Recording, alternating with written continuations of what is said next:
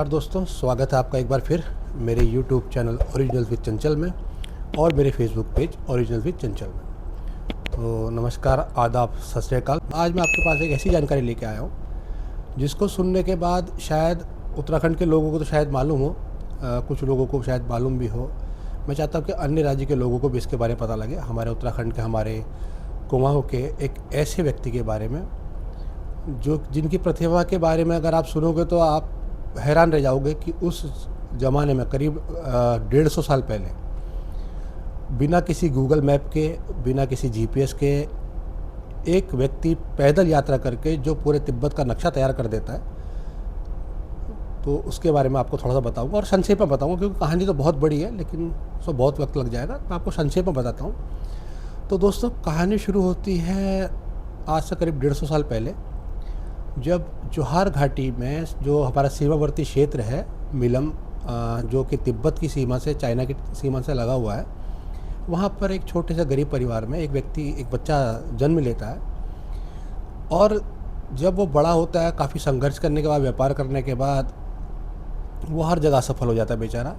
तो आजीविका के लिए वो किसी एक छोटे से स्कूल में पढ़ाने लगता है। पढ़ाते वक्त क्या होता है, उस ज़माने में दोस्तों होता क्या था कि तिब्बत ही एक ऐसा क्षेत्र था जो कि कोई एक्सप्लोर नहीं कर पाया था, क्योंकि वहाँ पे बौद्ध भिक्षु थे। वो किसी को भी अनुमति नहीं देते थे कि वहाँ की जो उनके बारे में कोई यूरोपियन, खासकर यूरोपियन लोगों को और ब्रिटिश लोगों को अलाउड नहीं करता था कि आप जाएं और उनके बारे में लोगों को बताएं।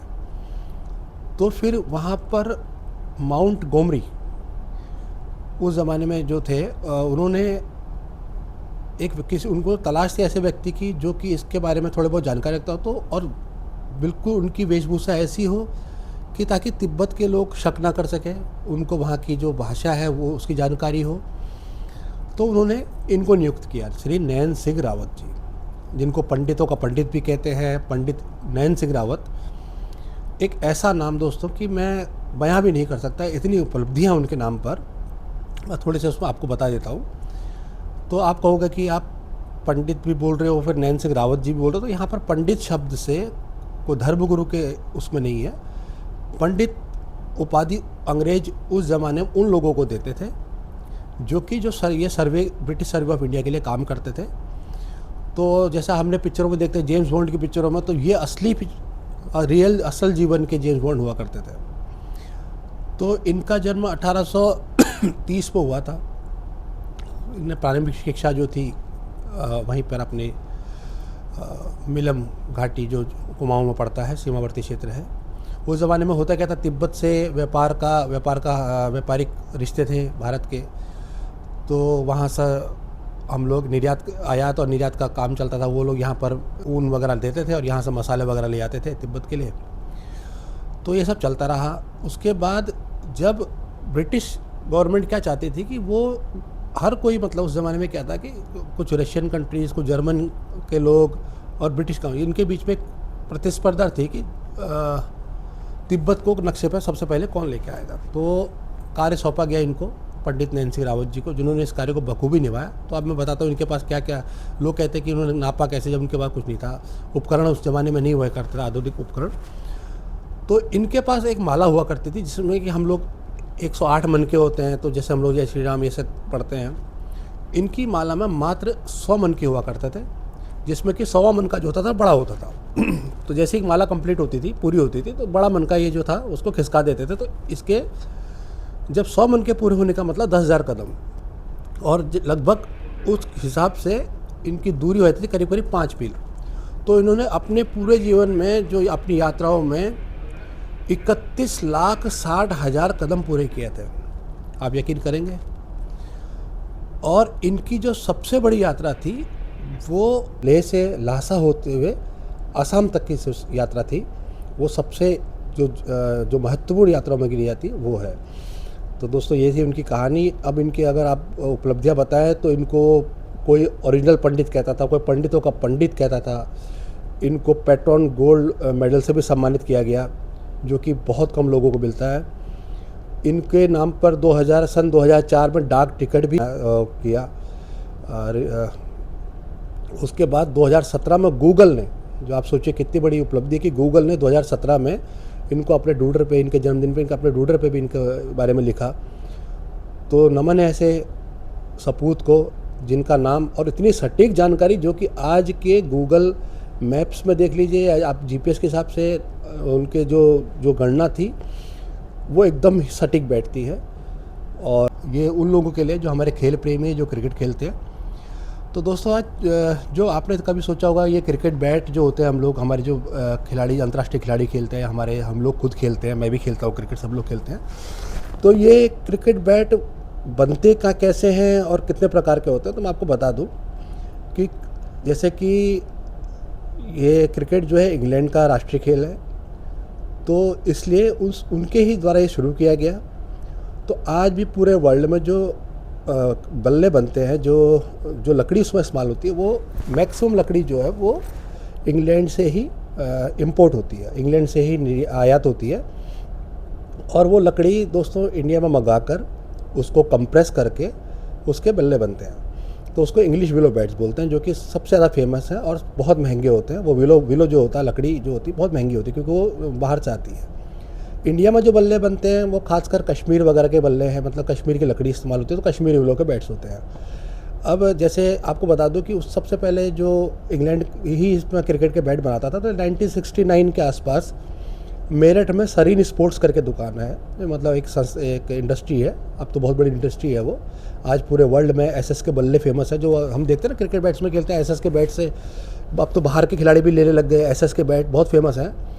तो एसएस का जो बैट है वो सरीन स्पोर्ट्स है, जो कि मेरठ में है। और मैं बता दूं अंतर्राष्ट्रीय ब्रांड जो है मेरठ के अंदर, सरीन स्पोर्ट्स, एसएस जो है Sareen sport, SG Sanspareils Greenlands करके वो भी मेरठ में है, और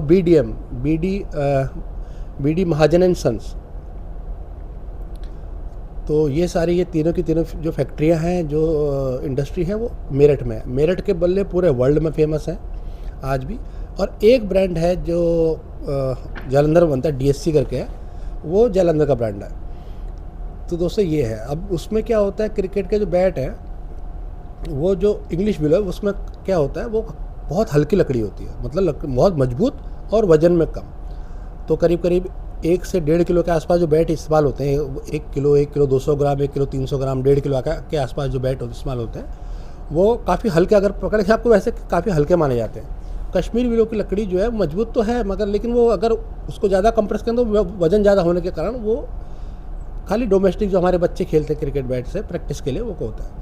और जो इंग्लिश विलो के बैट है बहुत महंगे होते हैं। अच्छा, क्रिकेट बैट में क्या होता है कि जितने ज़्यादा ग्रेन्स होंगे इंग्लिश विलो के बैट्स में, ग्रेन्स मतलब जो उसमें धारियाँ होती हैं, वो जितने ज़्यादा होंगी उसकी प्राइस उससे उतनी ज़्यादा। आज की डेट में अगर आप देखें तो जीएम वगैरह के जो बल्ले हैं, जीएम जो कंपनी है वो इंग्लैंड की कंपनी है। जैसे कुकाबूरा कंपनी है, वो ऑस्ट्रेलियन कंपनी है, वो भी बैट बनाती है, वो भी, उनके बैट भी काफ़ी फेमस हैं। लेकिन आज की डेट में अगर आप देखें तो अंतर्राष्ट्रीय मार्केट में मेरठ के बल्लों का राज है। और ये बहुत गर्व की बात है इंडिया के लिए कि हमारे मेरठ के, हमारे भारत की जो एक कंपनी है एसएस और एसजी, बीडीएम, इनके बल्ले पूरे वर्ल्ड में सप्लाई होते हैं और सबसे ज़्यादा रिलायबल बैट माने जाते हैं। तो दोस्तों ये थी जानकारी। इंग्लिश विलो के बैट इसलिए भी महंगे होते हैं कि वो काफ़ी उसको कंप्रेस करके बनाया जाता है मशीन में, काफ़ी टाइम लगता है उसमें, और हाथ से तैयार किए जाते हैं। उनके हैंडल वगैरह जो उसमें ग्रिप वगैरह जो भी है, और जो हमारे अंतर्राष्ट्रीय बल्लेबाज हैं वो अपने हिसाब से उसका वजन का कर रखवाते हैं। लेकिन एक मानक तय है, ऐसा नहीं कि आप 2 किलो के बल्ले से खेल लें या आपको लंबाई चौड़ाई ज़्यादा लग दे बल्ले के। उसके जो स्टैंडर्ड बने हुए हैं उसी स्टैंडर्ड के अंदर वो थोड़ा बहुत चेंजेस करवाते हैं। तो जैसे कि सबसे भारी बल्ले से महेंद्र सिंह धोनी सबसे भारी बल्ले से खेलते थे, सचिन तेंदुलकर काफ़ी भारी बल्ले से खेलते थे। लेकिन सचिन तेंदुलकर के बैट का जो हैंडल होता था वो थोड़ा सा छोटा होता था। तो इस टाइप के है दोस्तों। तो अब आप ध्यान रखिएगा कि जब, और आपको सब बच्चे ये पूछते हैं, कई लड़के होते हैं कि उन्होंने ब्रिटानिया के बैट से खेला या सीएट के बैट से खेला, एमआरएफ के बैट से खेला।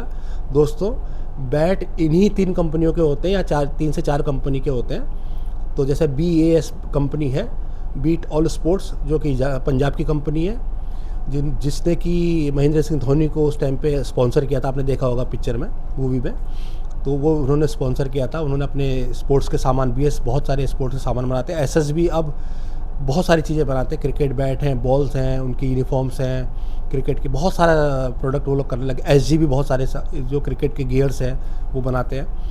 तो कंपनी ये एमआरएफ, सीएट और ब्रिटानिया और जो भी लगा रहता है, हीरो होंडा, वो कंपनी अपना ऐड कर रही होती है, ताकि अगर आप देखें कि सचिन को एमआरएफ का बैट से खेलते, विराट कोहली एमआरएफ के स्टिकर लगे हुए बैट से खेलते, तो वो एमआरएफ कंपनी टायर्स के ऐड कर रहे होते हैं। बैट सिर्फ ये 4-5 कंपनियां जो मुख्य कंपनियां इंडिया की फेमस कंपनियां हैं वही बनाती है, चाहे वो एसएस हो, एसजी हो, बीडीएम हो, बैस हो या एसएफ हो, ये सारी कंपनियां। तो आपको मैं बता दूं एक बार फिर से, एसएस सरीन स्पोर्ट्स, एसजी सेंस पहले ग्रीनलैंड्स, उसके बाद एसएफ स्टैनफोर्ड, उसके बाद आपका BDM BD Mahajans and sons, ये सारी कंपनियां मेरठ की हैं। डीएससी और बेस बीईएस ये कंपनियां जालंधर की हैं। तो याद रखिएगा, यही कंपनियां मुख्यतः बैट बनाती हैं, जो उस पर स्टिकर लगे होते हैं वो सिर्फ कंपनीज़ के ऐड होते हैं। तो अगर आपको मेरी जानकारी बच्चों को, वयस्कों को, मेरे दोस्तों को अच्छी लगी हो तो चैनल को लाइक कर सब्सक्राइब करो। धन्यवाद। जय हिंद, जय भारत।